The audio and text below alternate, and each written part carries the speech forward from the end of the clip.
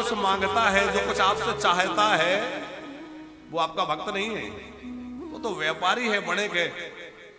तो अगरबत्ती दिखाई और करोड़ों का फायदा चाहते हैं। थोड़ा सा पूजन कर लिए, थोड़ा भोग का डब्बा दे दिए और चाहते क्या है? लाखों करोड़ों का लाभ हो जाए। ये भक्ति नहीं है। भक्ति क्या है? बोले भक्ति तो वो है निरंतर भगवान से प्रेम है।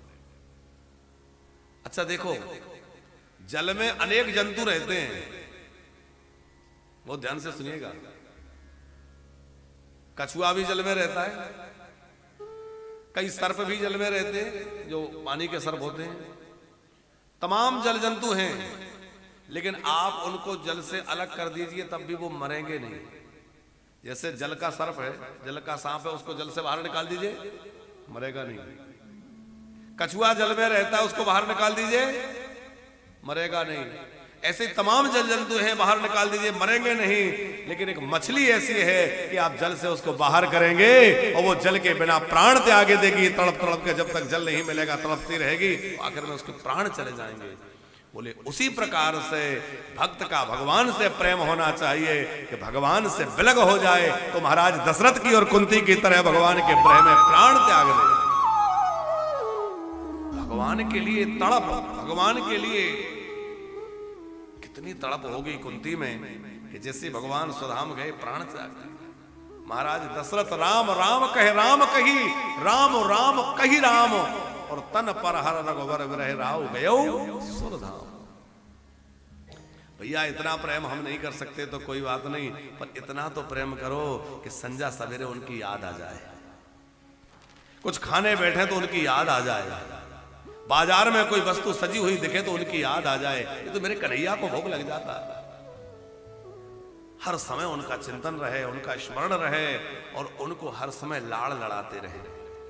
बहुत ठंडी है, मेरे लाला को ठंडी ना लग जाए, कन्हैया को गर्म वस्त्र उड़ाइए।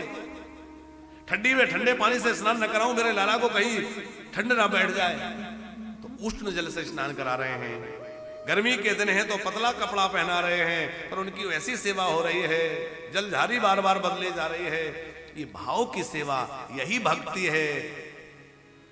भक्ति का मतलब ये नहीं कि सवेरे पूजा करके भगवान बिठा दिए, वो कहां बैठे हमें परवाही नहीं। हर समय उनका चिंतन रहे, प्रति क्षण। मेरे ठाकुर जी को इस समय क्या चाहिए? जैसे हम एक छोटे बच्चे का ध्यान रखते हैं ना, ऐसे भगवान का ध्यान रखो।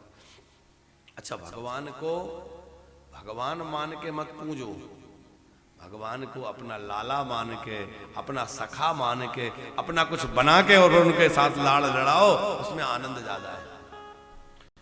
कई लोग कहते हैं क्या भगवान को भूख लगती? बिल्कुल लगती। भक्त के अंदर यदि प्रेम होगा तो भगवान को भूख क्यों नहीं लगेगी? देखो, भगवान को यदि भगवान मानते हो तो ईश्वर को ना भूख लगती, ना प्यास लगती, ना गर्मी लगती, ना ठंड लगती, और संपूर्ण विश्व को खिलाने वाला, उसको खाने की कोई आवश्यकता नहीं है। पर वो कहेंगे कि फिर मुझे भगवान बना रहने दो। यदि लाला मान रहे हो तो अपने बेटे का जैसे ध्यान रखते हो। सवेरा हो गया तो कुछ बाल भोग, फिर कुछ भूख लगी होगी, दूध पिलाया, कभी कोई भोग लगाया, बालक मान के। गिरिराज जी में एक संत विराजते थे, वयोवृद्ध थे, वादवा जी, बड़े बूढ़े महात्मा थे और पुष्टि मार्गीय थे। और पुष्टि मार्ग में जो है पवित्रता का बड़ा ध्यान रखा जाता है, अपरस की सेवा होती है वहां। तो क्या हुआ कि वो संत भगवान बुजुर्ग थे, वृद्ध शरीर था, ठाकुर जी की सेवा करके निकले और इतना प्रेम ठाकुर जी से रखते थे कि ठाकुर जी प्रकट होकर उनसे बातें करते थे। और ये बहुत पुरानी बात नहीं है, कुछ समय पहले की बात है, गोवर्धन में विराजते थे। तो एक दिन ठाकुर जी को थोड़ा विनोद सूझा बाबा के साथ कुछ नाटक करने का। तो बाबा जैसे ही ठाकुर जी को सुला के आए, रात्रि शयन करा दिया, ठंडियों का समय था, खूब जोर की ठंडी थी। तो जैसे ही सुला करके बाहर आए तो आवाज आई कन्हैया की, बाबा थोड़ी ठंडी लग रही है, कुछ और उड़ा देंगे? अब पुष्टि मार्ग में ये नियम है कि एक बार आप मंदिर से बाहर आ गए तो दोबारा ऐसे नहीं जाएंगे, स्नान करेंगे, पूरा कपड़ा बदलेंगे, शुद्ध पवित्र वस्त्र पहनेंगे, फिर अंदर जाएंगे। एक बार जो बाहर हो गया फिर वो दोबारा ऐसे नहीं जा सकता बिना स्नान के। बाबा ने स्नान किया, तुरंत शुद्ध वस्त्र पहने, अंदर गए, ठीक से रजाई उड़ाई, फिर निकल के बाहर आए, सोइए। और जैसे ही बाहर आए, थोड़ा समय हुआ था, फिर आवाज आई, बाबा अब क्या हुआ? बोले रजाई खसक गई, थोड़ा ठीक कर दीजिए ना। फिर बाबा ने स्नान किया, इतनी जोर की ठंडी, ठंडा पानी। फिर बाबा ने पूरे वस्त्र बदले, फिर अंदर गए और रजाई ठीक की। बाबा को लगा आज कितना सता रहा है। फिर बाबा बाहर आए और थोड़ा कुछ क्रिया कर, नृत्य क्रिया कुछ करने लगे।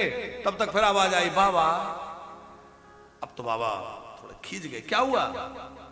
बोले यहाँ एक बिल्ली बैठी है, उससे मुझे बहुत डर लग रहा है, थोड़ा अंदर आके बिल्ली को भगाओ ना। बाबा ने कहा कितना परेशान करता है।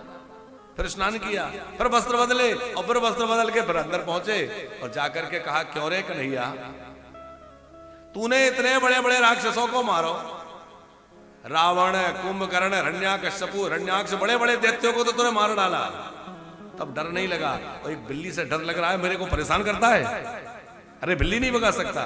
सो कन्हैया उठ के बैठ गए अपनी सेज पे और बोले, सुनो बाबा, या तो मुझ को लाला मानो या मुझ को भगवान मानो। यदि मुझे भगवान मानते हो तो बिल्ली तो क्या, काल भी मुझसे भय खाता है, काल भी मेरे सामने टिक नहीं सकता, मुझे किसी की कोई आवश्यकता नहीं है। और यदि मुझे लाला मानो तो मैं तो छोटा सा बच्चा हूं, और छोटा बच्चा तो बिल्ली को देख के भी डर जाता है, फिर तो आपको वैसी सेवा करनी पड़ेगी जैसे छोटे बच्चे की देखभाल करनी पड़ती, फिर तो वही भाव रखना पड़ेगा। बाबा ने हृदय से लगा लिया, मेरे कन्हैया, मैं थोड़ा सा चिढ़ गया था, तो मेरा लाला है। सेवा में भाव, भाव की प्रधानता है। पल पल हम उनका ध्यान रखें, याद रखें, मेरे ठाकुर जी को इस समय ये भोग लगना चाहिए, ये वस्त्र होना चाहिए, ये जलझारी होना चाहिए।